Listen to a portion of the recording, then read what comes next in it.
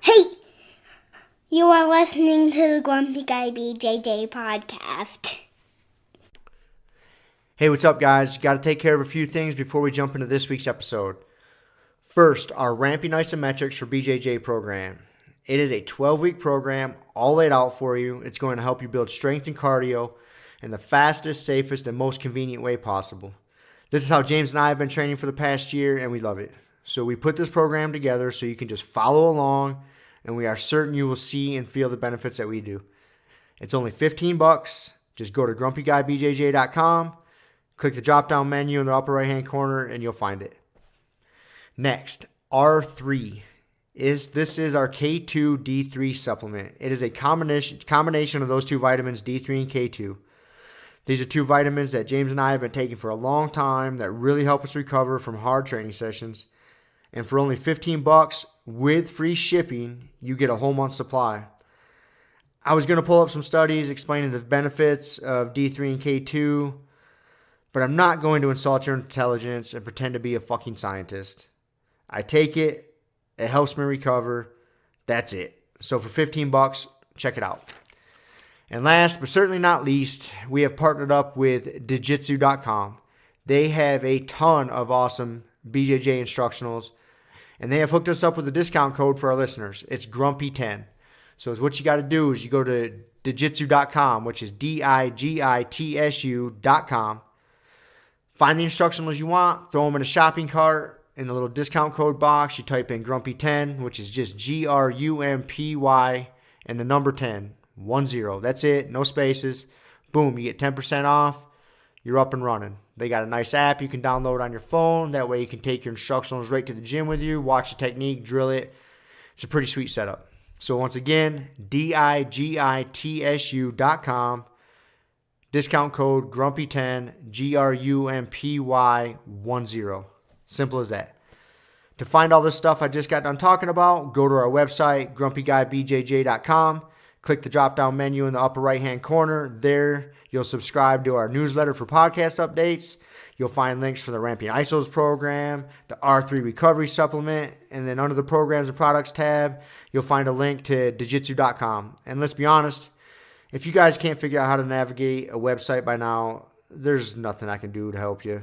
So quit fucking around, check it out, train hard, and let's get into this week's episode. And boom. Okay. Here we go. First podcast of 2020. Happy New Year. The year 2020. Happy New Year to you. Yes. To our millions of fans. That's right. Sticking with our theme of yesterday's news in 2 weeks. Happy New Year to everyone listening to this, which will be like, a week from now. Like January 10th or something.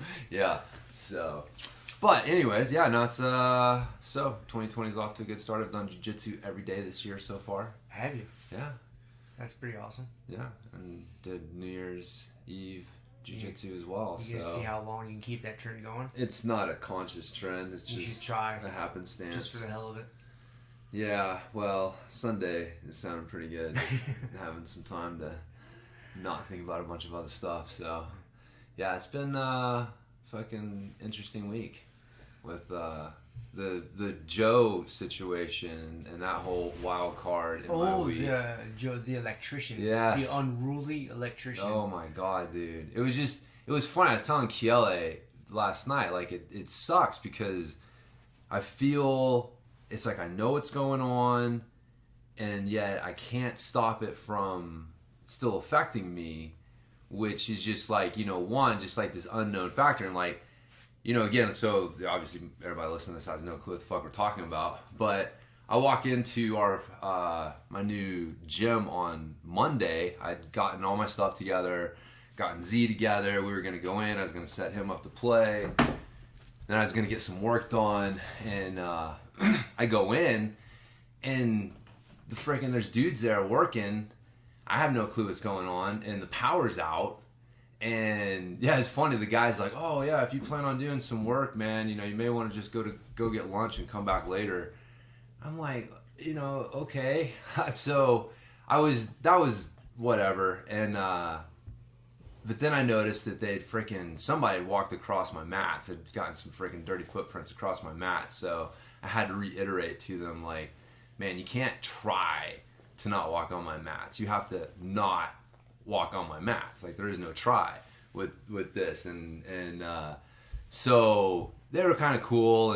But I come back that night and they fucking left a mess. They just missed where they had created a little bit of a mess. It was on the other side of the subwall that they were working on. I finally figured out they had to drill in through the top of the subwall to put in this electrical panel, and they were working on the other side. And when they drilled in through the top, some of the fucking wood and stuff came out on the other side of the subwall, and so they didn't clean that up. They didn't see it. They were just like cleaning up on the side they were working on, and so they left a fucking huge mess on the other side.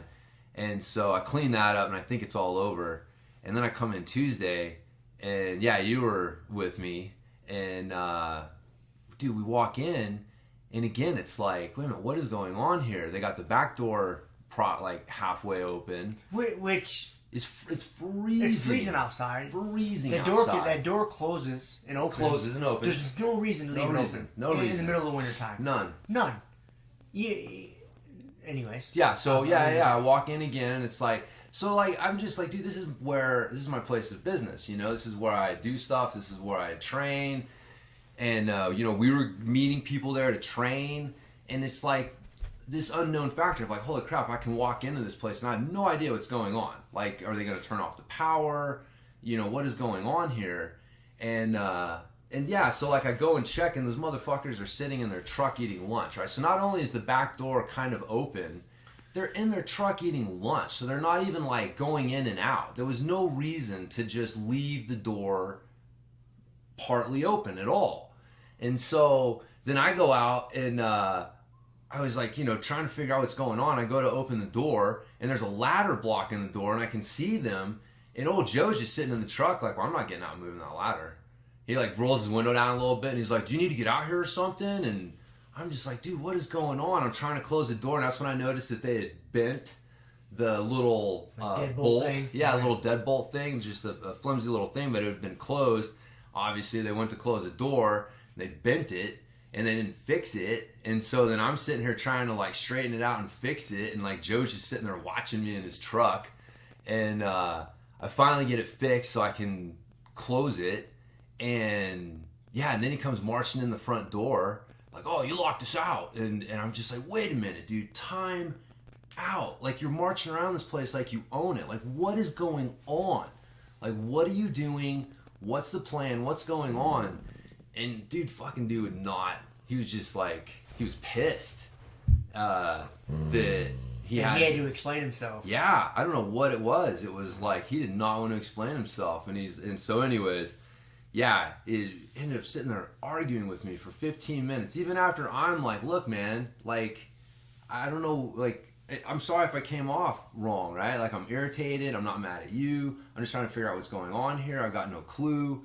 And he just seemed completely incapable of understanding that, like, it's frustrating to own a business and walk in and have somebody there working, have their shit laid out all over your space, acting like it's their own personal workspace, and you having no like idea what's going on. So I fucking let that go. And then I come in Wednesday, and he left my office a giant mess. Or was it Thursday? And it's just like, it was crazy. It was like I'd leave my place, and I would come back the next day, and all week long I'm like, I have no clue what I'm walking into. This is nonsense. And of course, you know, they're supposed to be letting me know before they access the space, and it's just this giant like clusterfuck of people not communicating properly. And I'm trying to be cool, man, but I was yeah, I had to ask you. Like, you literally, at one point, I finally had to ask you. I was at the point where I'm like, I don't know what else to say to this guy. He obviously wants me to tell him, like, I don't know. English is not working on him. You know, Rob, will you please help me? It was such a weird scene. Yeah. And so I had to step in and and I didn't tell him anything different than you were. No, exact same words. I just reiterated it. And you know, I thought about this quite more than I should have. I know, it was so crazy. Because it wouldn't have been like, you know, at the top, the big mistake is the landlord should have told you that there was people coming in. You know, it's in my lease. Like, legally, I can just tell them to fuck off and get out of there. You should have been. If I don't know they're there, then they're not legally there. Right. And so that's the first mistake that was made. But if this guy would have been a nice, conservative, not conservative in a political sense, but like a conscientious, just having some fucking empathy, man. Yeah, a professional and cleaning up after himself, and like, you know, the dude was a dick. Yeah. The dude was a lazy dick. Like, when he's sitting in his truck and he sees you, like, open up, bump into his ladder, he should have got out and been like, oh, hey, man, I'm sorry. We're here doing this, and this. Exactly. Are we in your way? You know, what can we do? I'm sorry. You know, oh, you don't know I'm here? Man, I'm sorry. I wish they would have told you. Here's what I have going on. Yeah. Super easy, dude. People just want to know what's going on. Easy. Super easy. But he was just, the dude was an arrogant dick. He was. He just, you know, he's an older guy, and, you know, so let's just assume he's a pretty experienced electrician. So he figures he doesn't have to explain shit to anybody. Oh, no, I'm told to come here to do this job. That's what I'm doing. Yep. My boss already told me. Yep. And so the dude was a dick. He was an old, ignorant, arrogant dick. And that, you know, and I could see that. I'm like, okay, like, this is what's happening. Dude, you know? yeah. And like, maddening. The more I think about it, the more maddening. Like, if the guy just would have been a professional, it wouldn't have been no big deal. He would have been like, he would have cleaned up after himself the previous days, so you wouldn't have been upset about that. The door wouldn't have been left open. He would have. He was going to leave my desk, right? He asked me, like, do you want me to put your desk back? And it's like, yeah. Dude, what do you want me to say, man? When you're working on a project like that, man, it's like being on a trail to leave no trace. Yeah. Like, when you get done, no one should be able to tell that you were there. It doesn't matter if you have to come back the next day. You put shit back. You put it back. And then you move it and you put it back. And if you have to move it fucking 3 or 4 times, then you move it 3 or 4 times. But you don't move it once and just fucking leave the office a shambles and just shit fucked up and just be, yeah, man. No, I know. Dude, it was funny. But it was like this weird little stress in the back of my head of like, you know, what am I walking into? Yep. You know, what is going on? You know, why is this, you know, and then just that whole interaction with him. You know, I realized in the moment, that's why I had to ask you to step in, because he was mistaking my kindness for weakness. And he thought that he was in a position to like, some sort of power. Yeah. And he just wouldn't drop it. He just wouldn't like, just let it go. Yeah. And like when he's sitting there looking at me, he's asking, why are you all keyed up? Why are you all irritated? And it was like, wait a second. Wait a minute, man. Like, we've been, you know, I've told you so many times, I'm not mad at you. I'm frustrated because I don't know what's going on. I'm trying to figure it out. Like, what is so hard to understand about this situation? What do you want me to do? And it's like it was fucking insane. Like I said, I could not figure out if he was trying to like pick a fight. Like, what did he want me to say? Like, what was the end result he was looking for? Because I had apologized if I had come off wrong. I had tried to smooth things over. And I think that's when he started to think like, oh, you know, I've got some power in this situation. And it was like, dude, you're about to find out, like, I'm just being nice. Mm-hmm. I'm not weak. I will tell you to fuck off and get the fuck out of here. Like, so Rob, will you please talk to him before I have to get to that point? It was close to that point. It was, man. I was like, this is insane. I could sense it. This is insane. It wasn't. It was insanity. And the guy was just a dick. He's very arrogant. And it was like, dude, like, I am the customer. How can you sit here and argue with me in front of my kid, in front of my, as far as you know, like another customer or whatever, and you're just sitting here like arguing with me and won't drop it and just like be cool and do what you're supposed to do. And then so... Oh, yeah. It was maddening when you think about it. Oh, it's fucking crazy. Fucking people, man. I don't know. I know. Well, the problem is, you know, like I talked about this a few episodes ago, that one asshole I ran into making a delivery one day. And it's he was the same type of guy. Yep. That he's just, he acts like that all the time. Yep. And no one ever checks him on it. Yep. And so it just builds. It just builds this momentum. And he just gets into these habits and these patterns of being a dick. And for some reason, people are like intimidated or afraid of him or something. Yeah. And I'm like, no, man, you don't get to act. People don't like confrontation. Yeah. Like, he bets on that. And that's what it is. Yeah. And that's exactly what that guy was riding on. Oh man, dude, I was like, man, there's certain people that situation could have gone really south with. Mm-hmm. Like the way that he was acting and trying to push my buttons, like. if I wasn't committed to being like really cool, like that easily could have gotten ugly. It's like, why are you pushing it like this? What is... Well, and that's the exact same thing that guy I was talking to was dealing with. It's like, okay, let's extrapolate this out. Where does this go? If you continue to act like this, I'm going to explain to you what the end result is, and it's not going to be good for you. So do you want to continue down this path, or do we want to change courses? And that's... People get away with that shit nowadays because they don't get called on it. Oh, yeah. And so they just keep fucking acting like that, man. Like, hey, man, let's back up a little bit. Yeah, let's I know. Be cool with everybody. Yeah. Because you have no idea. Just fucking be cool. Right. But, man, the guy is not cool. No. So, yeah, I ended up calling his boss and explaining the situation. It was funny. He said, like, oh, well, he said that, you know, he had a little incident with you that you were really upset that, you know, you didn't know that they were there, but, you know, your buddy stepped in and smoothed things over, and, you know, everybody left cool, like, you guys shook hands and everything was cool, and I was like, that's kind of one interpretation. That's not what happened, man. I was like... That's his interpretation. I was like, I didn't throw the motherfucker out, physically throw him out. That doesn't mean that we were cool. Right. You know, it's just, we left without me, like, telling him to fuck off. I mean, and, yeah, no, but I explained what happened, and he was just like, yeah, that's not what I'd heard, and not what I expect, not what I want, so, but that's, you know, I didn't expect any less, but I had to be the bigger person, you know, and when he's like, you know, I'll talk to him, you know, he's supposed to come back and do some work, you know, is that okay? And I was like, yeah, man, if he can act professionally, I have no problem. Like, I don't personally have anything against Joe. I don't know that dude, right? I don't personally have anything against him. I just want him to act professionally when he's at my space representing your company. And if he can do that, then fine. And then that's when I, you know, walk in and the fucking office is just in shambles. And you could just tell. He just did it out of spite. Oh, out of spite, man. Or, you know, again, I'm judging him, but it's very coincidental. Yes. If that wasn't it. And, dude, even the way that they put the desk back in the corner was just enough to where you're like, dude, you know, now I got to get in here and straighten it out a little bit here. And it was just, so yeah, and then I had to call his boss again, and, you know, I just left the message. And it's funny, his boss never called me back. I told him, I was like, dude, you need to call me back and let me know what's going on. Like, are you guys coming back? Like, what's the plan? You know, I can't tell. It looks like there's still need to be some work done, but you know, again, no one's telling me what's going on. And either, if you are coming back, like, I don't want that dude coming back to my place. And like, you haven't heard back from him since that Never message? heard back from him, man. So again, just acting very unprofessionally. You know what I mean? Like, I know this is awkward, and I know you don't want to deal with it, but you don't not call people back, especially when they've asked you to call them back, and you're dealing with a customer who's had a bad experience with one of your employees. Like, yeah, you'd rather not have that conversation. You'd rather just do whatever and then hope it blows over. But not having it isn't going to help you that way. But to not, like, call me back and let me know after I specifically asked them is like, dude, this is bullshit.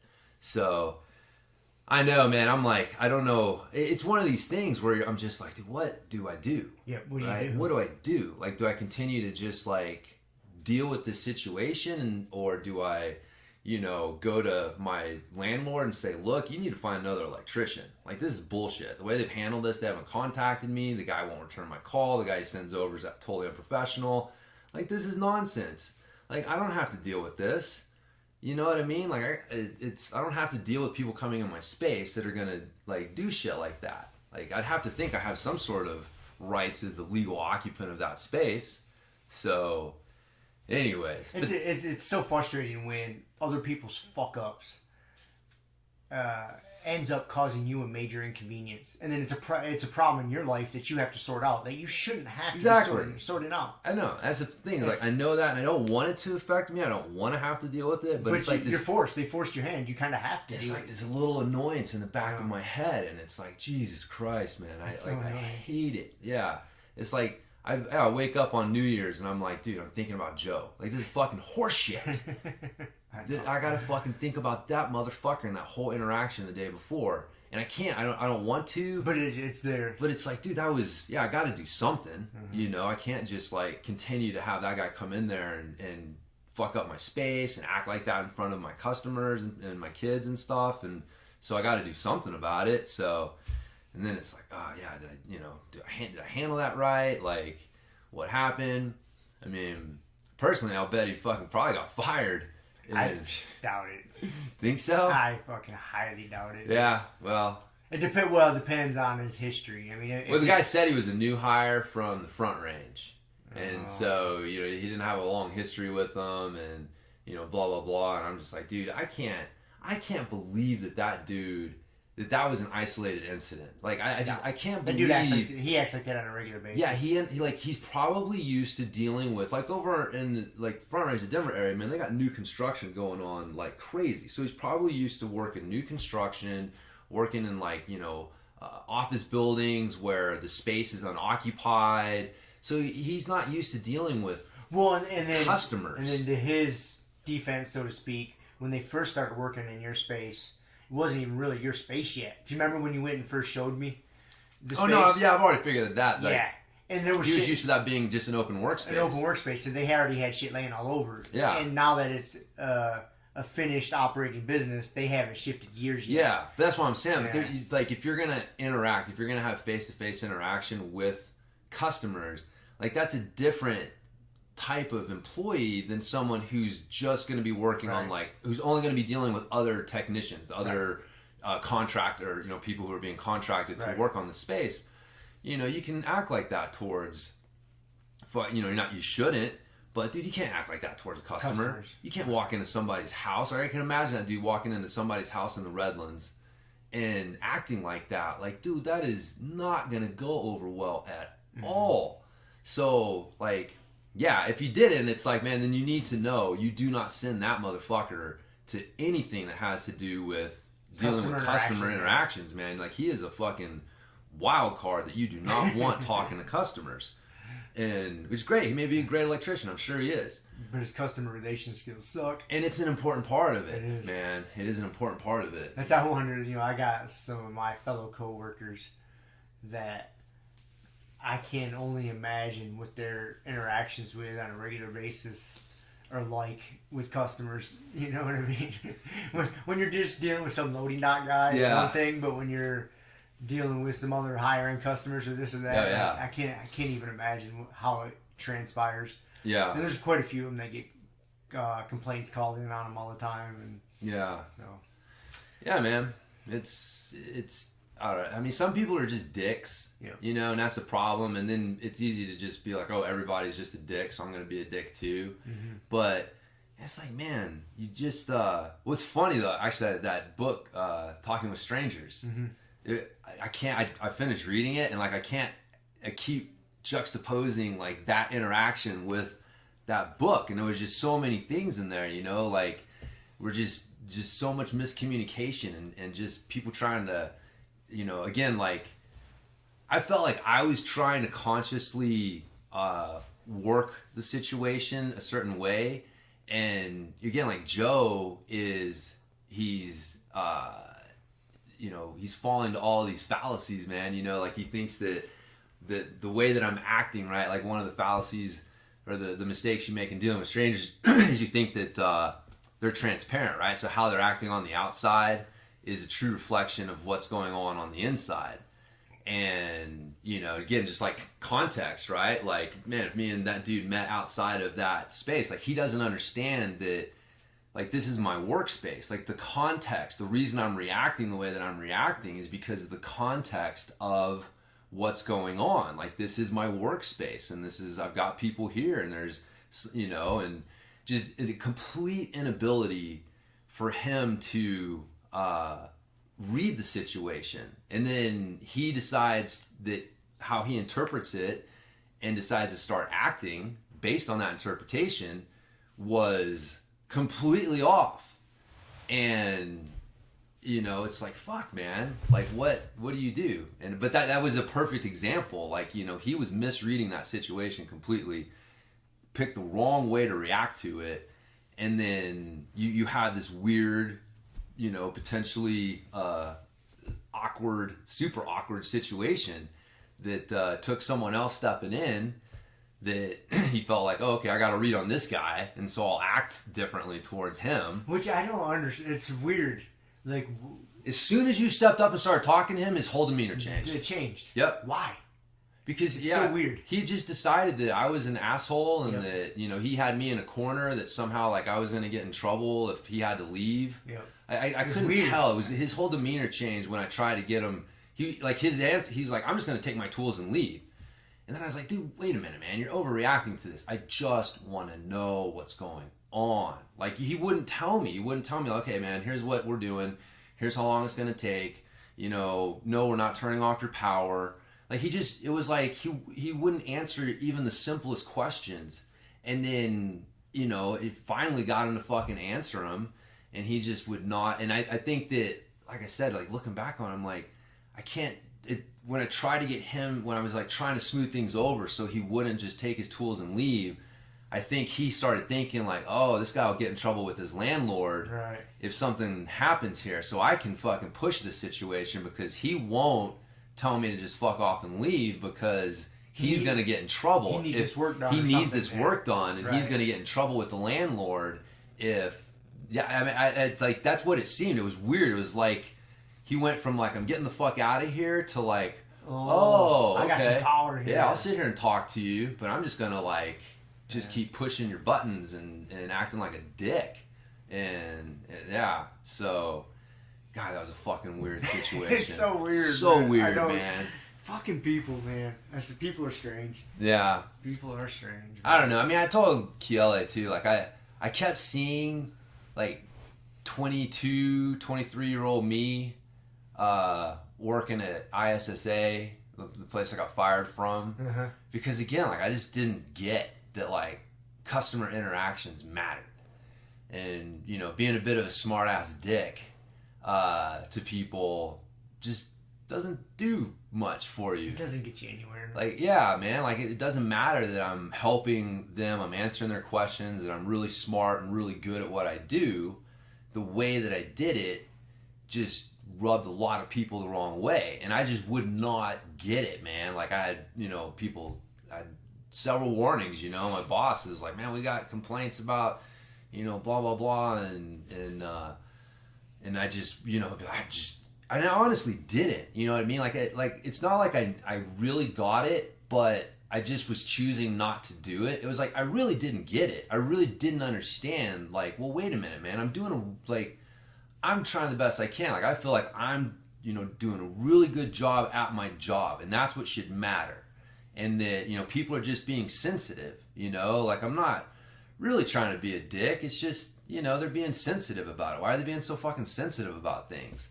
And so you don't get it. Like, and I just kept pushing it, and finally said, actually, what I got fired for was bullshit. But it's like that, the pretext, you know, to that. That was just they found a reason to fire you. Basically. Yeah. They were kind of if looking all this for, other shit hadn't piled up, they probably wouldn't have fired you over that. No. I would have just gotten my write-up, my warning, said, look, man, you need to watch what you're saying about, you know, frickin' whether people are gay or not. You know, it was just a funny thing. But yeah, if I hadn't have had that history of that, you know, just again saying the wrong thing to customers and pissing people off and being, you know, let my mouth get me in trouble there, then this thing, which really wasn't like as big a deal, I wouldn't have gotten fired over.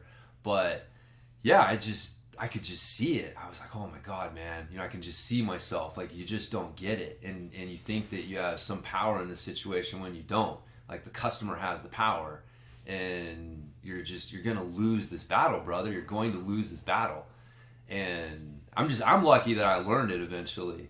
I'm, you know, still gotta work on it here and there, but man, I can't imagine being like fucking 50, 60 years old and still thinking like that's how you can interact with the world and you're gonna come out on top somehow.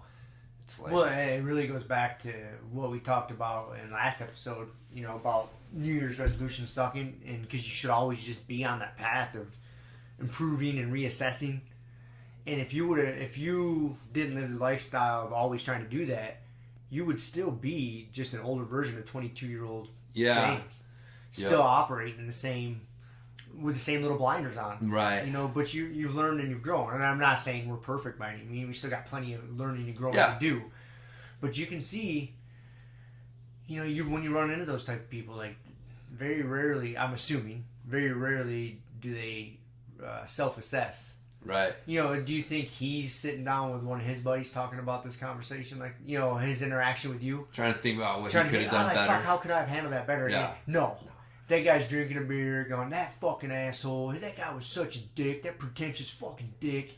I bet you he voted for Obama, that motherfucker. You know, I can totally see. So I can picture it. Again, I'm just making assumptions. I could be wrong. I know, man. I say it because I've been there. Yeah. I've been that guy before. Yeah. And so, you know, it's really easy to blame the other people because it's easier. It's more comfortable. Yeah. Fuck yeah. Whenever something goes wrong, I always look to blame other people first. Yeah, for sure. It takes. It's way easier. Yeah. It's never my fault. I know. And again, like, that's the tough thing for me too, is because I do that. So, like, I keep looking at the situation and thinking, like, man, what could I have done?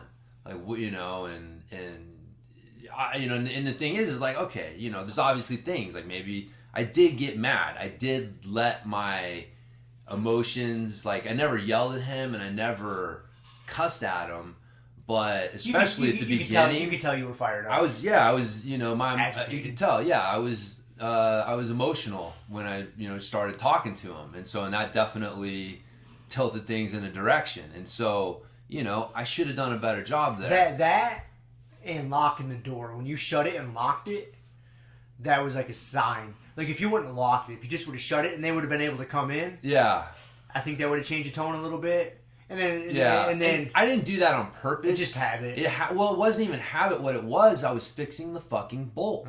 And the bolt, I had to check. Like, the bolt wasn't fixed until you could slide it in. And then you slid it in. I slid it in and I fucking left it. And it's like, you know. That kind of set the stage a little bit too. Yeah. Oh, that's when he came marching around. Oh, you locked us out. And then, and then you were agitated. He was agitated. It's like, oh, here we go. yeah, man. I know. So, and it's funny in retrospect, but it's no, it is. It's fucking annoying. But it again though, like, I do that. I'm not just sitting there going like, because I mean, dude, if there's ever a situation where I could probably just sit there and go like, that dude was a fucking dick.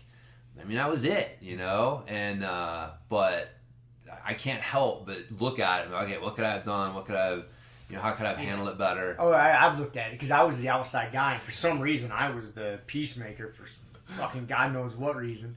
And I've looked at it, and like, obviously there's a few things, you know, you could have done different, but that guy's a dick. No, he was a dick. Yeah. I mean, it's just you had every right to be agitated. Again, it goes back. If he was just professional, man, like, clean up after yourself. When you're in there doing a project, when you're done, people shouldn't be able to tell you were there. Yeah. I mean, maybe something's a little bit out of place, but dude, you should be going to great lengths. I thought I was losing my mind. I was like, am I like asking for too much here? Like, this that is dude insane. He was so unprofessional, man. There's no reason for that door to be left open. Like I said, it's fucking wintertime, man. It's wintertime. And it's not freezing. Yeah, close the door. Yeah. It doesn't lock when you close it. Right. You can open and close it. And then for you to be sitting at lunch with it in the middle of, like, dude, in the middle of wintertime, you're working at a business inside and you're taking your lunch and you're leaving their door open. Like, that's just an asshole. Man, when I make deliveries to places, like, and I gotta open up a big bay door, as soon as I get inside, like, if the guy's still on the forklift, I'm over there closing the garage door for him, trying to save heat. Yeah. It's better for the world, better for the environment. We're not burning up energy, we're saving heat. Like, oh, this fucking asshole just leaving the door open. Like, come on, man. Yeah, man. I know. Like, he's a dick. No, I know. Yeah. He needs to get the shit slapped out of him. He needs to get strangled. Then he's all funny. Then he's all like, oh, I jump on the mats with you guys, but I'm a bleeder or something like that. And I was like, dude, Rob bleeds, and we, you know, I just shoved a fucking paper towel up my nose. Yeah. It was like, I couldn't tell, like, what his insinuation was, like, if he'd, like, wrestled or if he'd done some training or whatever. But he was insinuating on some level that, like, you know, oh, I'm down with what you guys are doing here. I would love, hey, buddy, take your work boots off and jump on here. Man, yeah. It's like, dude, you're not fucking training because you know you get murdered this is right not now. A good idea. I would love it. Like, oh, really? Oh, this is perfect. Yeah, dude. Sign this waiver. That would have been good, but not such luck. No, it doesn't usually work out like that. Nope. Anyways, man, we just spent 30 minutes talking about fucking Joel the Electrician. Oh, it's good. I probably needed it. I'll feel better now. I just needed to fucking get that off my chest. This kind of ends up being this like is our a therapy session, man. Yeah, we bitch about people that pissed us off. You had your dude. You had to talk about a few weeks ago, so I got my Joe. So, and you hate, dude. Like, man, it's tough when someone agitates you to not let them rent that headspace. You know you shouldn't. That's what I'm saying. And and then you get in this little loop of being mad at yourself for letting them rent that headspace, and it just becomes this vicious little circle. Like, why am I letting this moron piss me off? And then you're pissed off because you're pissed off, and you got to get it out somehow. Yeah. So talking about it like this, like, okay. No, for sure. Yeah, that's why. That's how I was with that interaction I had with that dickhead a few weeks back. I think I handled it correctly. If I was to really assess, I probably could have done some things different here and there. But man, for like a good chunk of that day, like I was just annoyed. Like I was already at like a level 8 of being agitated. Like, yeah. And I would check myself, like, dude, quit letting that guy piss me off. Forget about it. And I'd be going about my day. Next thing you know, it would just creep into my mind. And I'm like, oh, it's so hard to shake. Yeah. I know, yeah. It's amazing how hard that is to shake. Yeah, that's exactly what I was like kind of talking about that led into this was like, man, I could feel it affecting me because I got this little bit of headspace rented by this situation. And then, I'm like, dude, what the fuck? Why is this happening? I don't want this to happen. And then you got that headspace rented too. So it's so agitated. So anyways, I'm looking forward to getting past that. We got classes starting next week. We got 3 kids. We'll have a 4th one supposed to sign up Monday. So we'll have 5 kids, including Z. Nice. And then a couple adults to start things off. And but up and running, man. Yeah, been doing a few. Well, we did kind of a class on. Was it Thursday the 1st? Wednesday, right? No, you came in. We came in the next night. Oh, did you guys on the do? 1st? Yeah, and so it was that Thursday night. Yeah, and Louie and Deborah came in, and we kind of did like a class format style, which is just a little warm up. I got I'll have to show you the list, but got the 2 basic warm ups. One's kind of like the dynamic mobility. And then like getting down on the ground and kind of doing like stationary stuff like hip escapes and just different stuff where you're not moving, right? And then you've got the one where you got like the ones where you're lining up and you're doing like crawls and duck walks. And so kind of categorize it into 2. You got your moving ones, and then you got your kind of more stationary warm up, and then your kind of jiu-jitsu specific drill.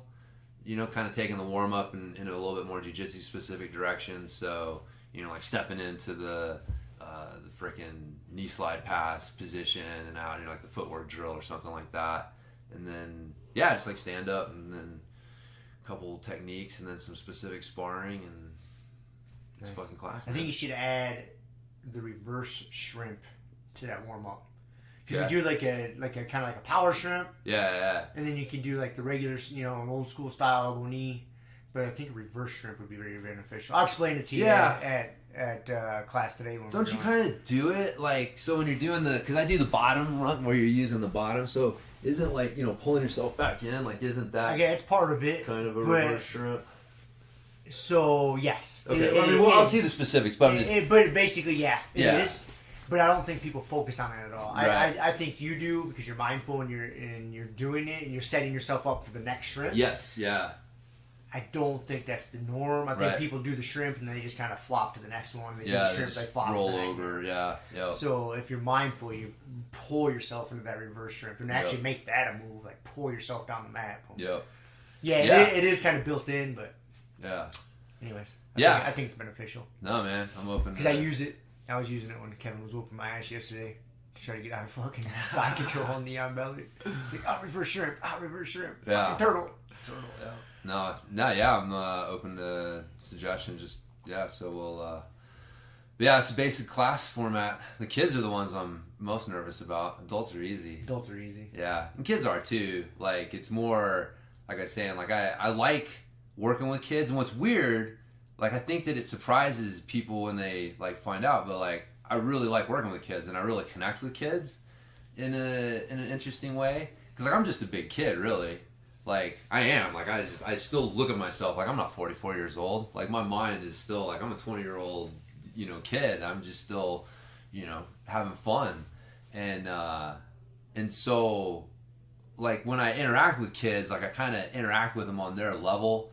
Like, I don't talk down to them. I don't know. I've had a few, like, parents and people kind of, say, oh yeah, I noticed you do this, and it really seems to connect with the kids. And so like naturally, man, I love working with kids, so I'm not worried about that, right? Like some adults just don't connect with kids, and so then you're like worried, like, oh fuck, it doesn't matter how good a lesson plan I have, like I still got to deal with a bunch of kids, and I don't have kids.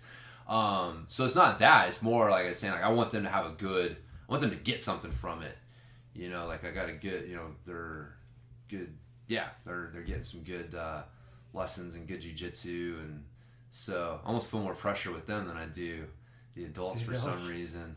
So yeah, man, I don't want to fail the kids.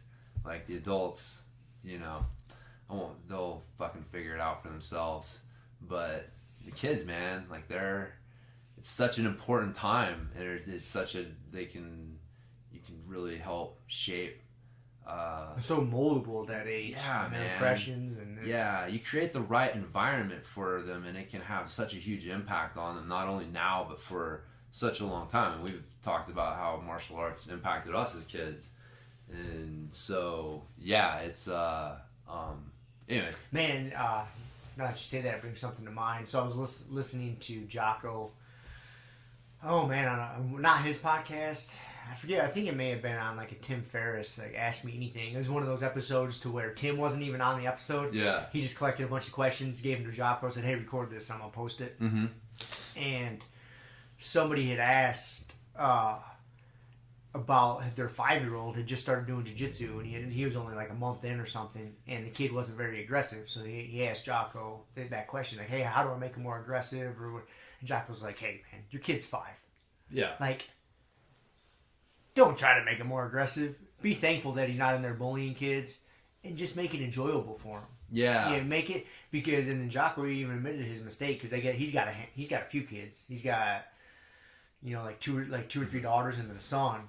And he was flat out. He's like, "Man, I made a mistake with my daughters." He's like, I turned them off to jiu-jitsu. He's like, I put them in. I started them really early. And he's like, I was hard on them. I was pushing them. He's like, I was making them do jiu-jitsu 4, 5, 6 days a week. I was making them go compete.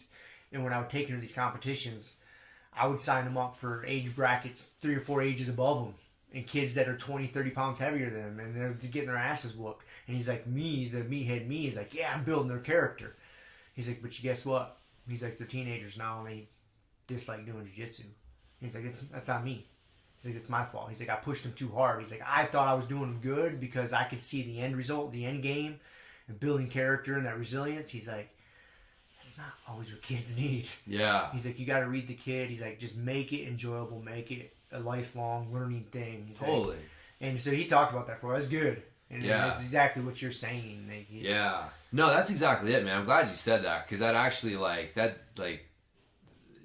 way that he put it is exactly what I'm talking about. Because a lot of times when, like, wrestling, like the actual, like, sparring aspect, like, yeah, we just got done doing the kids tournament, and when we were getting ready to do the refereeing and, the quote unquote refs meeting beforehand, Kevin even pointed out, and it's how it ended up. Like, man, what you're going to end up with is one really aggressive kid, and after about a minute, you're probably just going to stop even keeping score, because the more aggressive kid is just going to be running through the other kid. The other kid's going to be trying, but a lot of times, like, you got kids who are really aggressive, and they tend to be successful in that aspect of jiu-jitsu. And, I mean, that is one of the things that, like, because Shiloh is a perfect example. Like, man, I didn't want that to happen with her. Like, I feel lucky that she's 14 now and she doesn't hate jiu-jitsu. Like, she'll still be involved with it. But that was, a conscious thing that I had to do, because there were times when she didn't want to do it. And the reason is because it just wasn't a good experience for her. And it's because she's not an aggressive kid. And so you're getting in there, especially when they're kids, like, the girls and boys go together. Mm-hmm. And again, like, this is, I remember having this conversation with Kevin at one point, like, man, like, you don't know, I don't know, none of us know, like, what it's like to be a 10-year-old girl doing jiu-jitsu. Mm-hmm. And, Kevin pointed out, well, I know what it's like to get my ass kicked. And I'm like, I understand, but that's not the same thing as being a 10-year-old girl. Like, seeing the world and being that, you know what I mean? Like, we can't even fathom what that's like, man. So just knowing that you know what it's like to take an ass whooping as a dude who got into jiu-jitsu in his 20s is, you know that people can do it, but that's not justification for why everyone needs to take an ass whooping, because that's part of jiu-jitsu, like that. And especially a really, I don't want to say unfair, but just, like a 10-year-old boy and a 10-year-old girl, like, that's not the same thing, man. Like, a 10-year-old boy is experiencing the world much differently than a 10-year-old girl, especially, and so it's, the girls do get bigger than the boys, though. That was funny. Like, they hit like 12, 13 years old, and man, they start growing, and the boys haven't hit that real growth spurt yet. Yeah. Like, Shiloh and Jasmine were fucking giants in that older kids group compared to the freaking most of the kids, the boys and stuff. And so there is that. But until that point, like at 8, 9, 10 years old, it's a different experience. And so, yeah, that is it, man. Like, how do you create an experience where people are, they're learning jiu-jitsu, but they're doing it, they're having a positive experience where they're just not always feeling like, dude, I'm just getting my ass kicked. And because kids just aren't. They're not gonna want to keep coming back. You can't reason. Yeah, adults, you can reason with them. Adults see the world differently. Adults have that, so you can push that more on them as they get older and as they turn into teenagers and adults. But man, kids, like young kids, like 5 to 10 years old, like, they need a different thing. Yeah. They need something different. Well, I mean, you can't. The gauntlet. You can't just throw them in there and let them get abused by the pack and expect them to be pumped to show up for the pack every day. Yeah. Yeah, it's really what I mean. It's kind of like if you were just to beat your dog every time you walk in the door, you kick your dog. Yeah. Pretty soon you walk in your door, your dog's gonna go hide in the corner.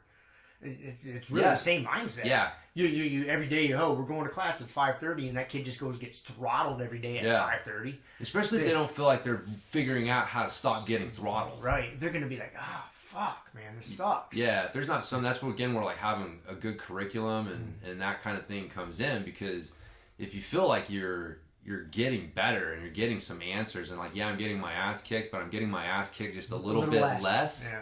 Like, that's a totally different thing than showing up to class and every time you wrestle, you're getting mounted and you just can't, you can't get the fuck out of there, and you spend freaking 2 minutes with somebody just pinning your wrist down and mounting you, and you're just like, okay, this you're a 6, 7-year-old kid, like, trying to figure out what the fuck to do from there. Like, man, it ain't gonna take that happening too many times before, like, jiu-jitsu's not fun. Yep.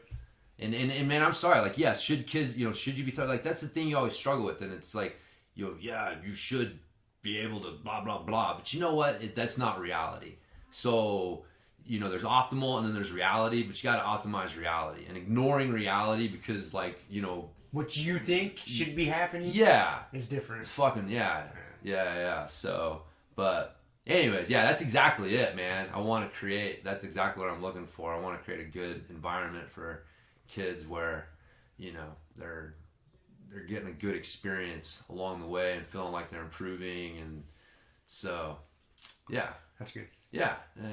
It's no small task either. It's not, man. You gotta be mindful. It'll make me so much better at coaching adults, because, man, if you can teach a kid to do something like that, if you can't coach it to there is like the saying, like, you can't coach it to a 5-year-old, like, you don't really understand it, or maybe 5, maybe a little older, but somewhere in that age range, and there is something to that. Like, if you can't explain it to a kid in a way that they can execute it, like, do you really understand it? And so, that's why I've been, like with Z, like, I've been especially like teaching him stuff on his bike. Like when I had to teach him how to do a manual, like how to lift his front wheel.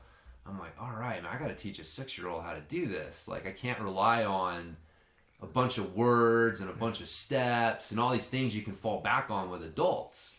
And you got to strip it all down to 3 things, man, and go. So it's that's how you should be. Like that should be the goal, right? With your jiu-jitsu is like stripping it down to that point. So I think that's why they say coaching kids is good for you. It's a little example of that, is I've been trying to get Z to teach my dog to sit. Because my dog likes to get Z, likes to jump on him. Yeah. And that's obviously not good. And so, but just, like I showed Shiloh how to work with my dog a little bit, make him do sit down and stuff. And, Shiloh's 8 years older, so I have that wiggle room. Yeah. I can just tell her, like, do this. Well, the way I explained it to her and the way I explained it to Z doesn't translate the same. Right. And so I still haven't figured it out because I've had him try to do it a few times, and it never ends well. Like, all right, I gotta figure this out. I got faith I can figure it out. Yeah, Z and I'll figure it out. There's a combination of words somewhere. There is somewhere. And words and actions, we'll get it. Yes. It's funny, man.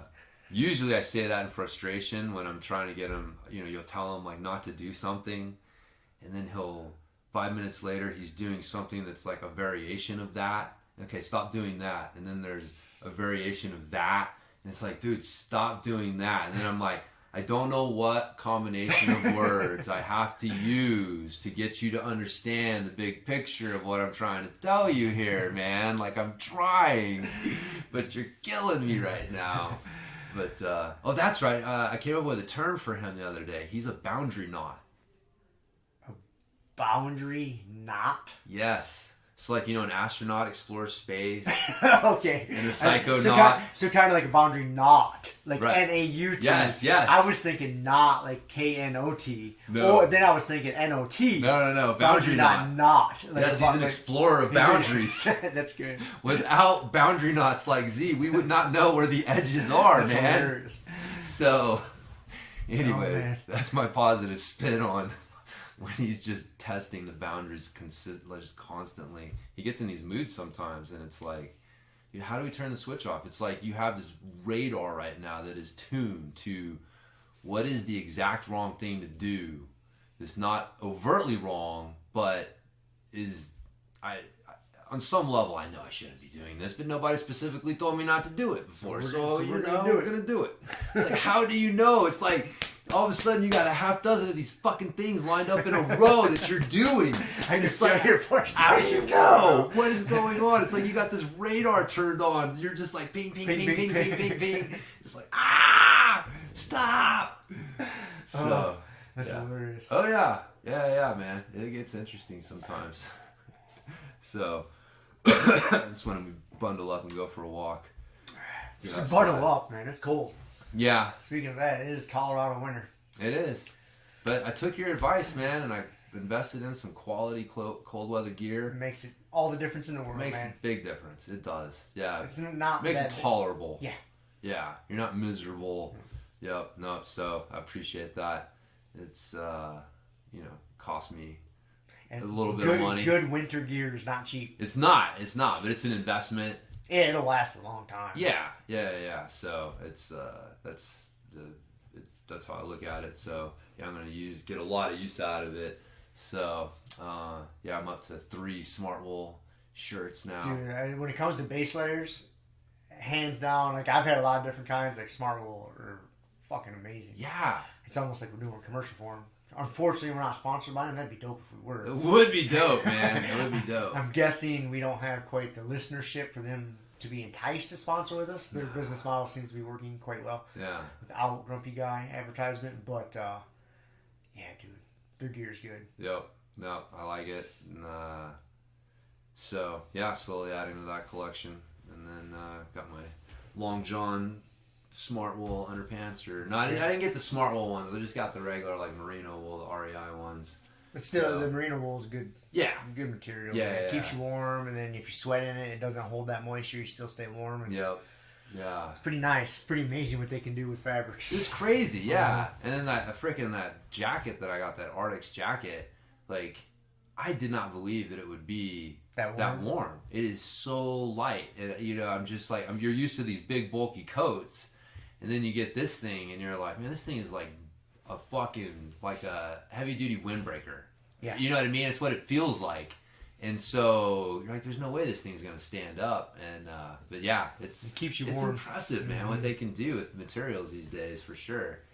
It's great, adding to our adaptability. It's the thing, man. Humans, that's what we need to survive, is our brains making up shit. Dude, we couldn't survive in this naked. No. You know what I mean? Like, we have to have something, like heat, clothing, like, just on our own, by ourselves. Like, I always go back to that, I think about that line in Sapiens where he said that if you drop one human off in the middle of the jungle, you've just given lunch to something out there. You drop 100 of them off in the jungle, you've just introduced a new apex predator. Yep. And it's like, yep, that is it. Speaking of that, a little crazy Colorado-ish story. There was 3 mountain lions that they recently killed because they found them eating human remains. And this actually took place this actually took place in Arizona, but it was in the Colorado National Forest that creeps into Arizona. Yeah. And man, and mountain lions aren't scavengers by nature. They hunt and kill their prey. Yeah. And so they don't know where they got this human body from. Huh. And I guess from what I read in the story, like the park rangers tried to, I don't know to what lengths they went, but they tried to scare these mountain lions off this body. And the mountain lions just didn't give a fuck. They were like, psh, this is ours. Huh. And we apparently already killed one or found this. You smell like this thing. We'll come after you next. Yeah. So they deemed these lions a threat and they killed all 3 of them. Huh. Which is probably not a bad decision. It's not a bad decision. I don't know all the details of the story, but mountain lions are no joke. No, you don't want to mess around. We got quite a few of them here in Colorado too. Yeah. So I wanted to share that story. Yeah. But yeah, to the best of my knowledge, they don't know where they got these human remains from. Huh. A little creepy. That is creepy. Better start checking the missing persons report. See if you can find some teeth. That's like that is just an interesting thing. You can have a fucking body show up and it's like, where'd this thing come from? Who knows? Who's this? Anybody hear anything? That's just that, like in this day and age still. It's like the fucking drones. Yep. We think everything is all under control and we're all knowing and all this shit, and then you got drones flying that no one knows where they're from. Still haven't figured that one out. Human remains showing up that people are like, don't know where that came from. Yeah. I'm gonna start doing this. I think on every episode is sharing some weird Colorado fact or news story. Last week was the drone thing. Yeah. This week is the mountain lion eating a dead body. Yeah. There's lots of cool shit that goes on out here. There is, man. There is. I like it here. I was digging it, dude. I was up at Powderhorn hiking up the mountain yesterday, skinning up the mountain and skiing down. Dude, it was so pretty, man. So nice. It was a little chilly. Yeah. But, dude, I climbed up a real steep part of the mountain. And, dude, I was on the resort climbing up, right? But the hill I was climbing up, it's a steeper, more difficult hill. Dude, I did 2 laps climbing all the way to the top and back down and all the way to the top, back down. And I only came across one other skier the entire time. That's crazy. Dude, I know, it's so crazy. Like, there was even, the second time I was up at the top, changing my gear out to ski back down. Like, it was dead silent. And I wasn't that far from the lift. Yeah. I mean, I could see it. But there was no, like, it was literally like I was in the middle of the wilderness. Like, it was just quiet. Not another skier or snowboarder came by. I'm like, this is insane. Yeah. It was so nice. It was so pretty, like blue skies. It was beautiful, man. Yeah, it is nice up there on the Mesa, man. It's Colorado's such a cool spot. Yeah. Yeah. Well, Grand Valley here is pretty cool. Yeah. It's a beautiful spot. All that hiking up the mountain didn't bode well for wrestling last night.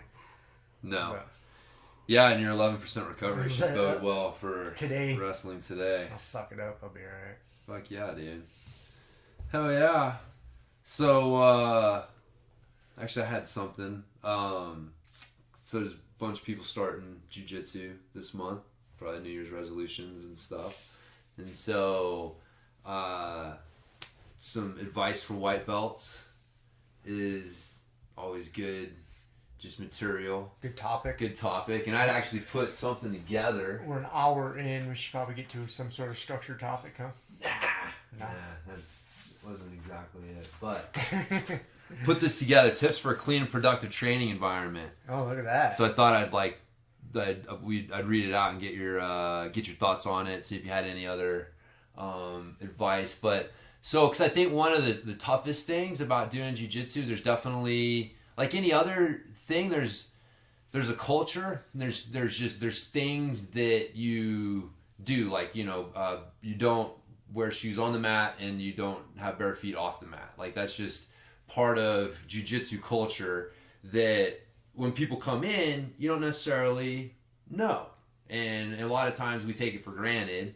And so, so again, that can be one of those awkward things for people coming in to jiu-jitsu, is like, I don't want to make one of these faux pas.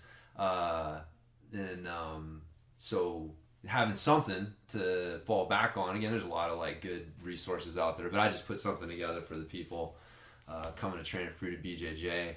But that's kind of was the goal. Like I tell people when they're looking at it, because a lot of it seems like common sense, but man, every problem I've ever run into with a client is because I thought something was common sense and obvious, and it wasn't. And so, like, just pointing out what just common sense things, just to make sure that we're all on the same page, is the best thing to do. Yep. Helpful. It's just easier to do. So, anyway, so number one was just that, like, no shoes on the mat, no bare feet off the mat. And this is why you always see jiu-jitsu people wearing sandals all the time, even in the middle of winter.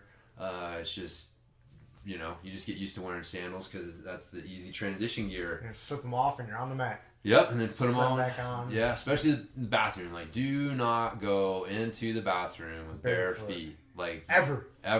Yeah, you definitely want to get, like, called out or some potentially embarrassing thing. Like, don't be that person who walks into the fucking bathroom in bare feet.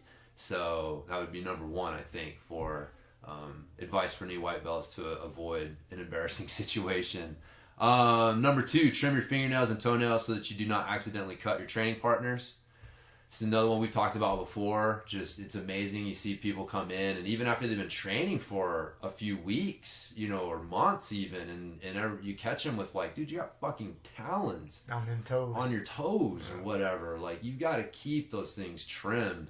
And it's for your partner, right? It's one of those things that it's not really for you. Like, odds of you cutting yourself with them, or, I've probably cut myself with my own toenails or something at some point.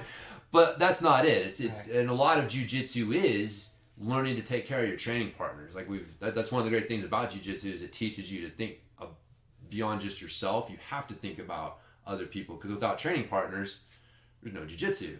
So yeah, trim your toenails. Next one, since you will be in close quarters with your training partner, be mindful of how you smell. Mm-hmm. And, another one we've talked about. It's awkward to talk about, but just some basic things you can do. Make sure you wear a clean gi and rash guard to class. Along with that, be aware when rash guards get their time is done. Yes. Some of them just you give them a wash and it just takes the smallest amount of sweat to I always call it, the it's funk. the heat activated funk. Yeah. And that is a very common thing for rash guards, especially us guys that sweat a lot. Yeah. That they have a lifeline, and it's short. Yeah. Like, if you train a lot and you sweat a lot, even if that rash guard doesn't have any rips, tears, any threads popping out, there's a time to just burn it. Yeah. And just because there's no coming back. Like, yeah. you can wash it, you use vinegar, you can put it out in the sun. It smells great when you get done washing it, but as soon as you put it on and then you're drilling, you're just warming up. Like, it starts wafting up through your gi. It's like, all right, it's time for this to go. Yeah. Yeah. So. Yeah. No, just be aware of that. Make sure you wear deodorant, or just keep your body odor under control. So, however you choose to do that, but don't wear too much cologne or perfume. That's not a way to cover up body odor. That's rough. Yeah. And then coffee breath or similar things. Just have some mints or whatever handy. So any other? Yeah, if you're gonna drink coffee on the way to the gym, which some of us older fellas like to do. Either bring a toothbrush or bring some mouthwash. Throw a little bottle of travel mouthwash in your bag. Just swish that thing around, because coffee breath when you're breathing on somebody when you're training, that sucks. Yeah. It's not pleasant. It's not pleasant. So, yeah, just something to be, again, being mindful of your training partner is where a lot of that comes in. Because your coffee breath doesn't bother you so much. But, your training partner may not enjoy it. Appreciate it as much. Yeah. Show up on time for class. If you're late, wait by the side of the mat for the instructor to bring you into class. I think that's a pretty good just standard piece of advice. I mean, you got. I like that. Yeah, No, that's good. Yeah, Good, yeah. solid. Just basically don't want to disrupt class. Just don't want to disrupt class. Yeah, like you showing up late and then just jumping in the middle of whatever, and forcing the instructor to have to like switch gears and like, wait a minute, okay. Yeah. It's like no, wait for the instructor. If you're late, wait for the instructor to bring you on when he can integrate you in class. On that note, show up on time. That doesn't mean class starts at 6. You show up at 5:59, putting your gi on, like right, yeah. Be on the mat, ready to go. Yes. At class. So if it takes you 10 minutes to change, if you got to wait in line for the bathroom, use the bathroom, change into your gi, and get on the mat. Account for 10 minutes. Yeah. Get there beforehand. Put your shit on. Get on the mat and be ready to go when class starts. Yeah. Yeah, for sure. So, and it's easy to, it is Brazilian Jiu-Jitsu, so, there's a little, laxity in the start time sometimes, but you don't want to. But don't schedule for that. Yeah, that shouldn't be your habit. No. Yeah. So, be mindful of your fellow students and do not create disruptions for them. This includes silencing your cell phone, emergency situations accepted. I mean, obviously you got a kid at home sick or something like that. But I think that's a big one. It's so fucking annoying when you're in class and like someone's demonstrating a technique and all of a sudden someone's phone goes off and it's like no one's really sure who it is because 3 people have the same ring and so no one's really doing anything. And it's like dude, just silence the motherfucker. Just silence your phone. Yeah, man. We don't need them. And talking while the technique is being demonstrated, and keeping conversation not related to class to a minimum. And again, like socializing and having friends and stuff, you're gonna have that, but it gets distracting if like while the coach is showing something. And I think for new people, they. I think new people tend to do this inherently because they're watching, they're learning something new. Sometimes the people who are worse about this, and dude, I'm guilty of it, is the higher belts, because we've seen this goddamn armbar a few times before, and I want to hear about that thing that you were telling me about before class, and so we're sitting there like, oh, like that's. It's distracting, it's annoying, and so we should, try to minimize that. And then just too, like, if you're supposed to be drilling a technique and you're just sitting there like talking about the fucking football game over the weekend, it's not what we're there for.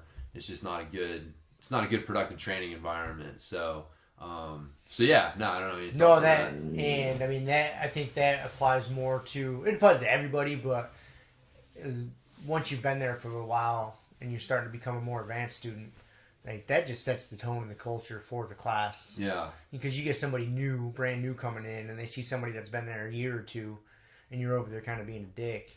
Yeah. They know like, oh, this is the normal operating procedure. Yes. Yeah. You're setting the tone. You're setting the tone. Like you need to really lead by example. Yeah. Yeah. No, I agree, man. And it is easy, man. As you get into it, you've been doing it for a while. And it's kind of the the joke, the freaking your old man, / black belt warm up is you walk in with a cup of coffee and watch everybody else warm up and then, start kicking everybody's ass. And, I don't mind that, right? Like there's a tension between the two. Like I like that jiu-jitsu it's not a super rigid thing. It does have that kind of, laid back vibe to it. But, and I think we've talked about this before, it can go too far, where you're just creating a training environment that's not really, productive like it could be for everyone, right? And so yeah, it's just kind of being mindful of that. And then last thing here, do not train with an open cut or a rash, and like something on your skin funk. Cover your cuts to protect them from infection, and don't expose your training partners to potential infections by having the rash. And if you are in doubt, ask a coach for advice. So. Yep. Yeah. Yeah, because little weird skin things are gonna pop up in jiu-jitsu. Like your ringworms. God forbid staph. That's more serious. Yeah. Yeah, man, and that shit spreads, dude. Spreads quickly in a jiu-jitsu environment. So yeah, if you got something questionable, if you don't feel comfortable asking your coach or training partner about it, go to the goddamn doctor. Right. Don't show up on the mat with it. Obviously you're probably gonna go to the internet nowadays, Google images of it. Yeah. And then that's just going to instill you with worry and concern. And then you get, so, hopefully you got some good training partners that you can confide in and be like, hey man, I got this fucking little red bump. What do you think this is? Like, ask. Yeah. If you're good, a good training partner, if they haven't seen it, they're going to be like, I don't know, dude, but it looks a little weird. Don't train. Right. Go to the doctor. Yes. Yeah. So. No, that's an important one. Again, like early on, you don't really think much of it. So you show up to class, you got this weird rash thing, and it kind of itches, looks a little weird, dude. I've seen that so many times with newer people. They've been training for 6 months or something, and then dude, I remember one instance in particular, and this is several years ago, 10 years ago or something, that this kid showed up and he had this patch of ringworm on his thigh that was the most gigantic patch of ringworm I had ever seen. And it was no-gi, so he's wearing shorts. Oh my God. And he just kind of like covered it with some athletic tape. Because I saw some weird taping on his legs, some weird athletic tape. I'm like, well, why you got your quad, your whole leg taped up, And he's like, and it was just kind of itches or something. I can't remember what he said. And I was like, lift your shorts up. And I was like, dude, this is a huge patch of ringworm. Like, get off the fucking mat. I was like, I'm sorry, man, but that is ringworm. That is spread like crazy. And if I remember right, because I was teaching jiu-jitsu over at 8th Street at the time, like, I shut class down. I was like, we're cleaning. Like, I kicked that kid off the mat. I was like, sorry, guys. Like, this is into class, half hour into class. I'm like, we are bleaching, we are mopping, we're done training today because this shit is gonna spread like a motherfucker. Yeah. And so yeah. So again, if you don't, we're so used to it. Yeah. We take it for granted, and so you think that pointing out like, hey, don't show up and train when you got a skin funk should seem obvious, but it's not obvious. Funk, if you're not used to it, it's a little embarrassing too. Yeah, exactly. Don't be embarrassed by it, man. Yeah. Everybody who's wrestled who's wrestled or done jiu-jitsu for a significant amount of time has gotten ringworm or something. Yep. At one point in time. I hate to say it, but it's gonna happen. Yeah. Because I don't know if people realize, that's part of the reason, one of the many reasons as to why we don't want shoes on the mat is because, like, I believe, I'm not a fucking scientist, obviously. I know you guys are surprised at this, but like ringworm can live in like dog poop. Mm-hmm. And so if you're out walking around in your yard in your shoes and you have a dog, you could pick up that virus and then you bring it into the gym, you come traipsing around in the gym, you could have introduced it into the gym. Yeah. And then if you were to step on the mat, see that's where it is. Like if you're barefoot off the mat and someone traipsed in that ringworm virus on the bottom of their shoes and then you step back on the mat, that's how it comes. Yeah. And it's really easy to do that. So, and a lot of people, you just don't think about that kind of shit until it happens. Yeah. So it's no big deal if it happens. No. It gets treated super easy. You don't even, if you get ringworm, you don't have to go to the doctor. You just get some athlete's foot cream, tough actin, Tenactin, whatever the hell it is. Yeah, man. It was. It's been quite a while, knock on wood, since I've had it. It was fucking. Lamisil. It's funny. It was like because it was something. It was AF. It was like Lamisil AF. Yeah. And I was like, Lamisil is fuck, huh? And I was like, oh, antifungal. Okay. Yeah. But my initial, like, CAF, and I was like, as fuck, huh? All right. Lamisil is fuck. All right. That's what I want. I want the super strength shit. So. All right, man. I was poking around on the internet, and there's a fitness trend survey that's making its way around. I guess they did some like ACSM, whatever, survey of fitness professionals to see what the hot trends for 2020 were going to be. And it's nothing exciting. It's all like, wait, what? I want to guess. Yes. Okay. This would be even funner. Number one. Oh man, how many did they list? How many trends? Well, I guess so. What was the study? They were predicting what's going to be popular in 2020. Yeah, just in 2020, kind of what's going to be the hot fitness trends. I think I'm going to pick two. Okay. I'm going to think it's going to continue down the wearables path. Like your smartwatches, your Fitbits. That was number one. Was it? That was number one. Those are going to hopefully continue to improve, whatever that means, or maybe. And the other one, I'm going to guess like at-home training type stuff. Like your Pelotons, because where they have, those Peloton bikes. Yeah. To where they actually have like group classes you take on the monitor. Mm-hmm. And you can, download them and just do them offline, or you can actually do online with people all over the country. I think that'll be more popular. I think it's pretty popular now, but I think it'll keep going that way. Yeah, I don't remember. There was they had 20 fucking things. Oh, did they? Listed. I don't remember. I think that number 2 was high intensity interval training. HIIT. It's like, dude, that is it's not new. The thing is what I realized is that it wasn't new shit. It was what is going to be popular in 2020. So like if and some of them like wearables has been in the top 5 for the last 5 years or something like that. Like same thing with HIIT. And so a lot of these trends, they're I guess you could still call them trends, but it seems to be a lot of the same shit, just kind of what order it is year after year. And group fitness was one of them. So I wonder if they I don't remember the at-home training thing being in there, but that might be part of the group fitness thing because, like Peloton, that is what it is you're trying to be part of the group fitness thing. And then, your technology side of it. So free weights was one.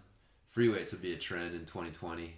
So apparently they had to, strength training was the thing, but they realized that was too broad.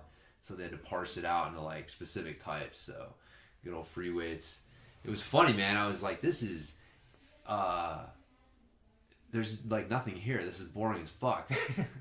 But I'm poking around and I'm like, all of the articles for fitness trends for 2020, even one on cycling for bicycling, was, but basically all they did was report on this survey and then say this is going to be the hot trends.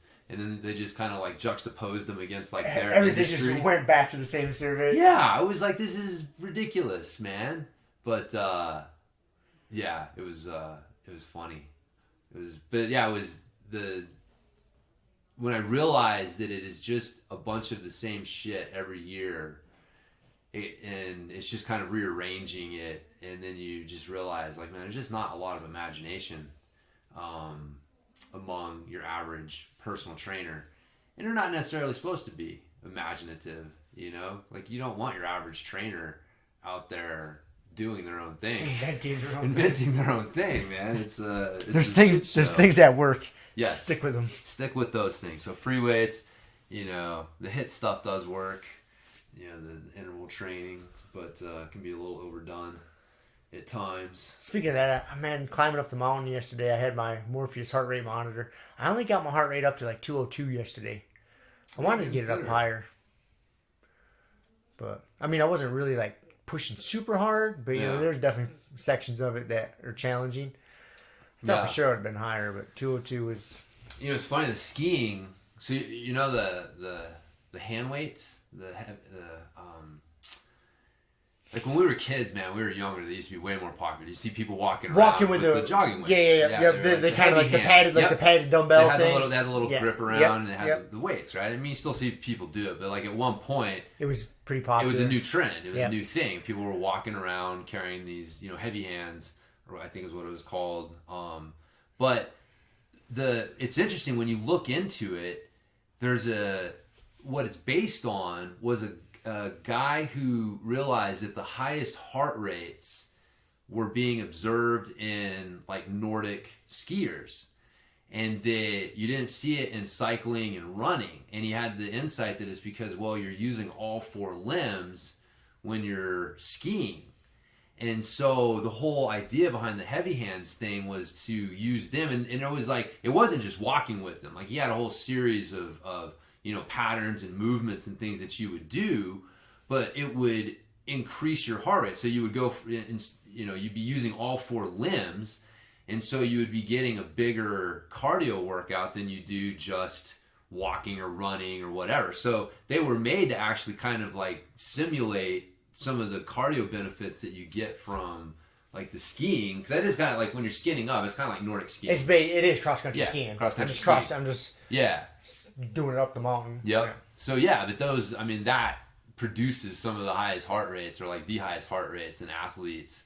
You know, and they have like the highest VO2 maxes as well. I think that's what it was.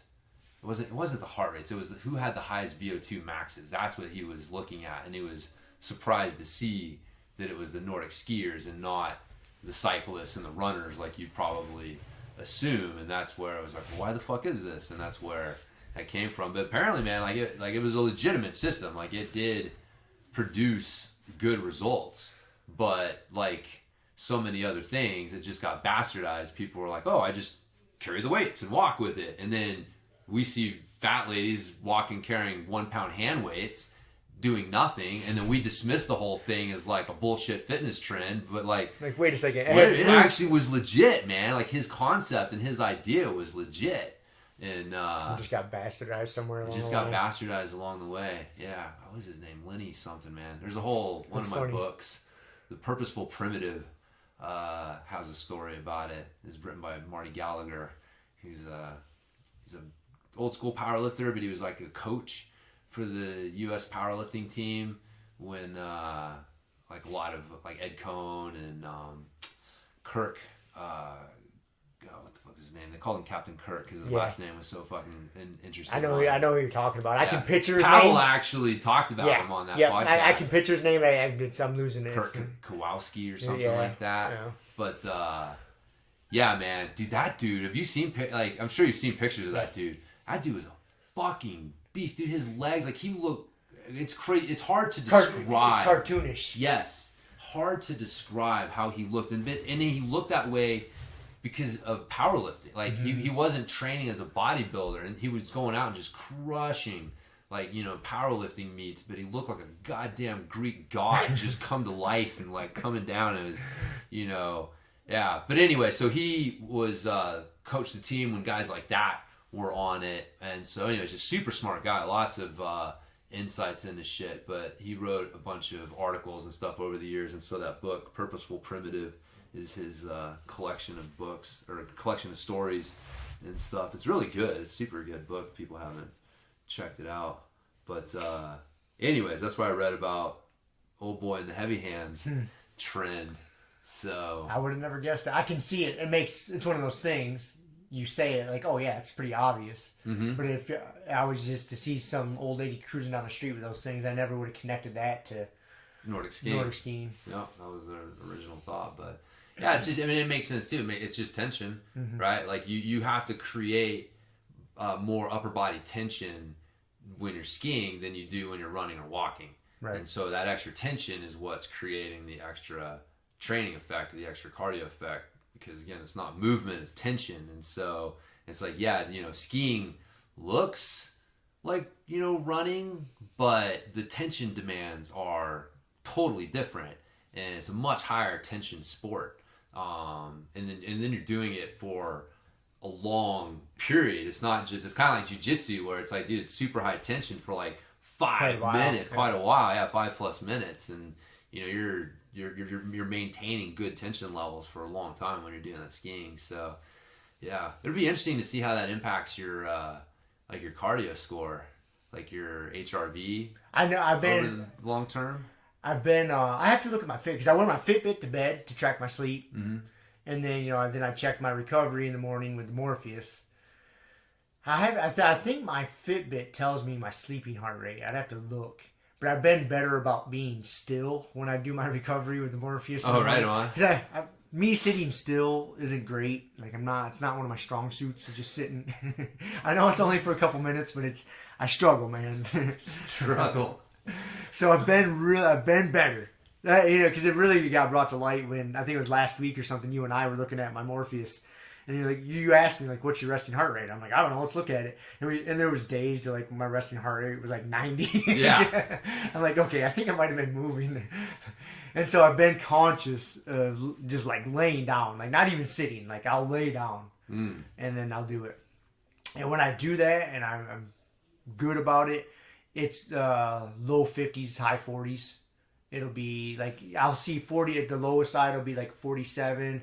Creep up to like 52. Yeah. Will kind of be my resting heart rate is where it's been when I lay right down, because I'll get my heart rate monitor on. I'll hit start to track it, and then I'll lay down and relax. And once it levels out, you know, because of course I was moving around, I got in a position, lay down, and it gets up to 70 or 80 or something. Right. And so I let it come back down, and then once it starts hovering in the 50s, then I'll hit track. Yeah. And then I relax. And it stays low 50s, you know. Yeah. So we'll see. But it's more your like your HRV score. HRV. Yeah, like that. You know. See where that's at. Yeah, as your cardio fitness improves, like that should go up, or you should like the trend should be more. It should be. I'll have to look at that. That stays in the high 80s on the days I'm recovered. Like today, I was 11% and just smashed, and I think my HRV was like low 70s, like 71 or 72. It fell off significantly, which is understandable. Yeah. Yeah. Yeah. No, man. So that's it'll be interesting though, because doing that activity there. Yeah, I think I definitely feel better. Like my cardio, like my resting heart rate, my HRV is definitely steadier during the riding season when I'm getting out riding my bike. And then it is during the winter when I'm just like doing jiu-jitsu and regular workouts and stuff. So it's, like I said, it's just interesting. I'll be interested to see how it impacts stuff because it should be doing something for you. So I got to get you into skiing and you got to get me into mountain biking. We got to figure the system out somehow. Yeah. Well, it's easier because I have a bike and stuff. So yeah. Both are hard sports to get people into. Yeah, they're not cheap. No, they require a little so commitment. Expensive. Both of them are terribly expensive. Yeah. Especially if you were like to attempt to get your family involved. Oh yeah. You have to take out a goddamn loan. Oh yeah. Yeah, man. To get everybody lift tickets and gear and Jesus Christ. Oh yeah, that too. I was thinking about mountain biking. Yeah, you know what I mean? Like both. It's like God damn, get your family into it. It's like couple grand for each bike, and like I know I want to get Shiloh a new bike, but it's like they're not cheap, and so it's like but and then you got people trying to get you into skiing and shit. So. I know. Spend your money on this. Like no. So, anyways, I kind of derailed this. Nah, it's all right, man. Should probably wrap up here in a few minutes. It's almost 10:20. We got to go to our Grumpy Guy. You're running class today? It is. I got a couple new moves. You got going back to your 30-20-10? Yes. We're not my pussy ass 20-15-7. Pussy ass bullshit. We're doing 30-20-10. Dude, I got some new moves to show you too, man. Yeah. New mobility moves? No. Just training, strength training. I got some new banded isometric moves I want to show you. Sweet. Yeah. But, so anyways, though, I didn't want to, like, for that, I mentioned earlier, I finished that Talking with Strangers book. Oh, yeah. And it was super interesting, man. Like it was good book. Good book, really insightful. I can see where the podcast and having the extra audio would definitely enhance the experience for sure. But I wouldn't have gotten through that book in a week that way. I just don't drive around enough. So, but yeah, man, it was really interesting, especially when he made the connection to like the policing techniques. And how you're basically training people to not default to truth. And so you're basically training the police to be kind of antisocial. Like we default to truth because that's what makes social interactions possible and makes it easy. And, you know, people that don't default to truth naturally have a harder time. You know, they're the people with the tin foil holed up in their fucking, you know, they think everything is conspiracy. Right? So you don't want to be just the wide-eyed, naive person who believes everything, right? Fucking, and like thinking that when Bikram calls you to his room for a massage, it's like, you know, it's like you can't be just totally naive. Hold on, Z. Well, I'll get you here in a second, okay? All right. And, but, you know, you can't believe everything is a conspiracy either, right? So, but most of us in general tend to default to truth, but you're training the police to not default to truth, to think that everyone out there is hiding something and you've got to try to find it and look for it. And what was, it struck me as like, you know, again, like I've talked about this before, but I had this experience when I was 20 and it really shaped my understanding of like, well, this is how you interact with the police. And then I realized like, not everyone had that experience. Not everyone really kind of understands what's going on here. And like, long story short, something very similar to what happened to her happened to me, where I got pulled over for no fucking reason. I'm cruising along, doing like, you know, like it was a 55 zone. I was doing a little under 60, and a cop car comes fucking speeding up on my ass. And so I get over, and next thing I know, the cop is fucking and pulling me over. And I'm like, what? You know, I didn't do anything. And so the cops come and they're like, you know, I pulled you over. And I'm like, no, man. And he was like, oh, you know, you're speeding, and then you pulled over without signaling and all this stuff. And I'm like, man, I don't think I was speeding. You know, can I see the radar readout? Like, what did you clock me out? And as soon as I asked him that, he got like real defensive. And he goes, do you have any drugs or guns or anything of interest in this car? And I'm like, no. And he's like, do you mind if we search your car? And I'm like, no, you can't search my car. You have no probable cause to search my car. And he goes, get out of the car now. And I'm like, what the fuck, man? And so, like, I get out of the car, and I'm like, this is in Rhode Island, man. And like, Rhode Island state police troopers are, like, notorious for just being real hard asses. And at the time, like, pot's illegal there. Like, you could just get thrown in jail for having a fucking stem in your ashtray. You didn't even have to have fucking pot. If you had any paraphernalia that had residue, if you had a stem, if you had seeds. And I happened to have a pipe and some papers in my car. I didn't have any weed, but I did. And I'm like, dude, this is fucking insane. But yeah, they pull me out and they basically tell me, if you don't let us search your car, we're going to find a reason to search your car, and we're going to take it back, place you under arrest, and take it back to the station and rip it apart. And it's like, what the fuck, man? You know, like, okay, what do you say? What do you say? You do nothing. You're screwed at that point. I'm screwed at that point. So I'm like, okay. You know, I'm like, all right. And so they made me sign a piece of paper that said that I am consenting to them searching my car.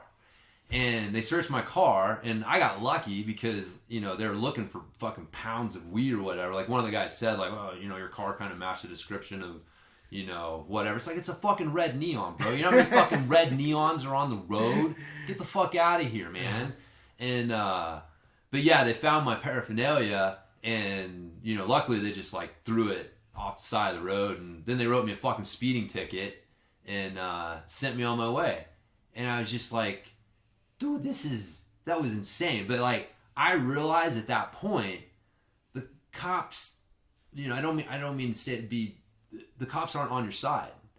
They don't view you as automatically, you know, not doing something wrong. You know what I mean? So, like, I learned right there, like, you don't call attention to yourself. You do nothing to call attention to yourself on the road, because the cops are looking to pull you over. They will use any excuse they can to pull you over, and they're not pulling you over for that reason. They are looking for something else. So you do not call attention to yourself.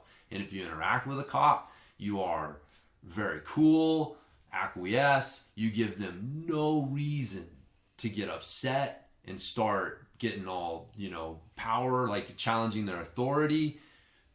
That's what you do. And so I've, you know, that's gotten me through the rest of my life without, you know, getting a whole lot more going on. But you realize, like, fuck, dude, a lot of people, if you haven't had that experience and you still think that, like, no, man, you got constitutional rights and protect and serve, like, you know, those things don't quite mean the same thing in the side of the road when it's just you and them. You know, it's things get real fuzzy. And if you don't understand that, right? So again, like, if you don't understand them and where they're coming from, they're strangers, right? So, like, that was the thing, is like, yeah, like, you know, the police misinterpreted me, you know, Sandra, but, you know, she misinterpreted them. And, you know, I didn't, you know what I mean? Like, I quickly picked up on, like, okay, this is what's going on. And you either fucking go along for the ride, or this is going to get way worse real quick. Yep. And so if you don't read that situation properly, again, it's like, and there's no, it's hard, right? And like, I just happened, it was, you know. You got lucky that you were able to see the writing on the wall. Yeah. I could have gotten fucking, exactly. But, and I could have made it way worse. You could have been in a bad mood or tired or something. I guarantee you, man, if they would have found that fucking pipe after I had giving them a bunch of shit and cuss them out and cause a bunch of problems, I'm going to jail. 100%. So it's you can't talk yourself out of a ticket, but you can certainly talk yourself into going to jail. And that's, you know, I forget where I heard that from, but that is pretty much that's how you interact with police. And if you don't understand that, then you get indignant about shit, and all of a sudden things escalate, and like they should recognize it. But man, it's a two-way street on some level. But if you don't, again, like it was weird reading that, and I'm reading it, I'm like, she didn't get it. Like, she doesn't understand how this works. Like, if you continue to get tickets, like, you're doing things that, you know, like, yes, it's bullshit they're pulling you over for not having a brake light. But you should know the brake light's out, and you should know that if you're driving around with a brake light out, anything, you're giving them a reason to pull you over. You're asking for it on some level. And so it shouldn't be that way. But that's the way it is. Right. Exactly. It's the way it is. And you can either deal with the reality or you can fucking rage against it. And then, you know. So anyways, it was a terrible fucking tragedy. Like, the whole thing was just nonsense. But I kind of felt bad. Like, everybody's like wants to demonize that cop. But it's like, he was doing what he was trained to do. You know, it's like, you know, she could have de-escalated the situation at any point too. You know, she could have recognized what was going on and like, okay, I'm going to put the cigarette out. I'm sorry I was getting upset, sir. Here's what's going on.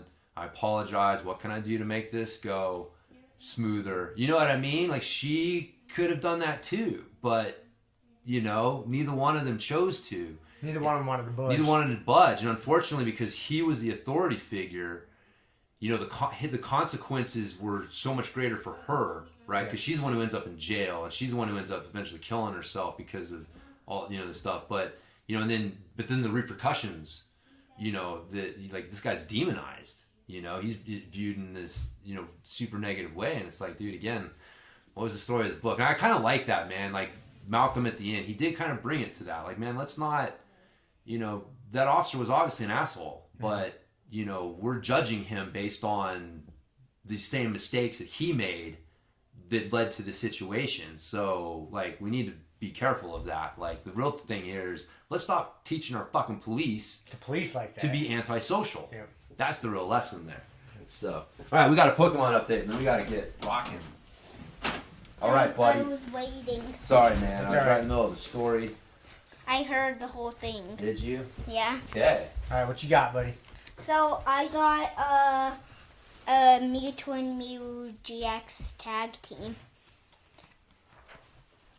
And instead of words like on the bottom left, on the bottom right corner, there's actually a rule. It says tag team rule. When your tag team is knocked out, your opponent takes 3 prize cards. Wow. So what's the hit points? 270. Is it a rare? Yeah. It's actually so rare that it doesn't even show you. What's the attacks?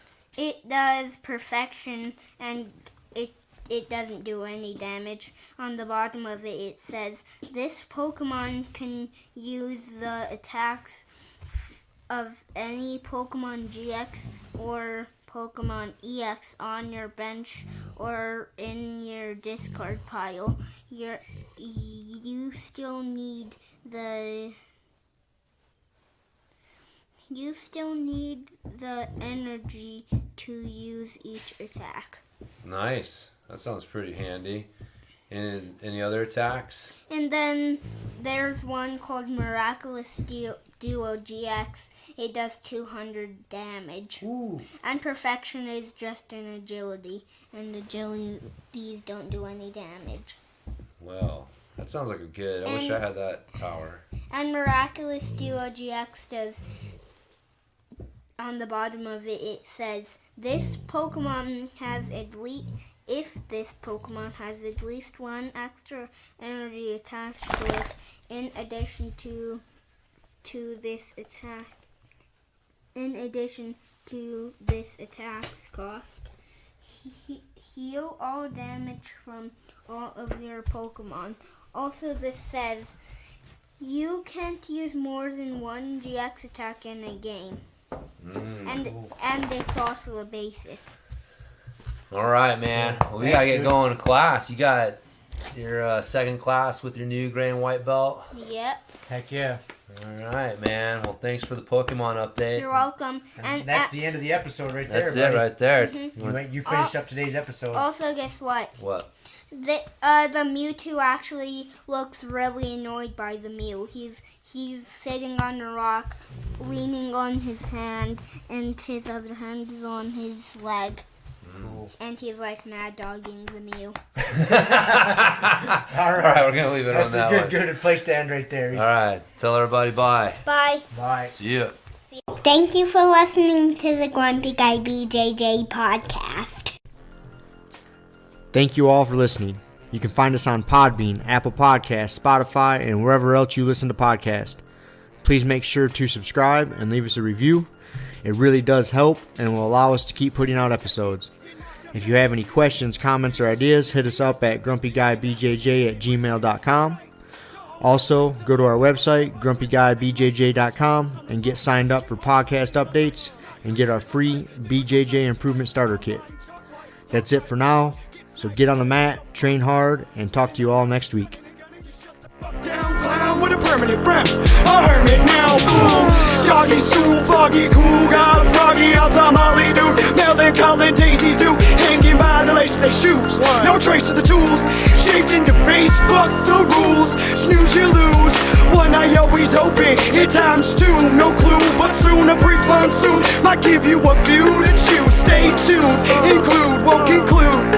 To the end is near, beware there's consequences for what you do. To me and demon, a devil of many levels, I keep on feeding for several of them rebels. Me, myself, and I. Me, myself, and I.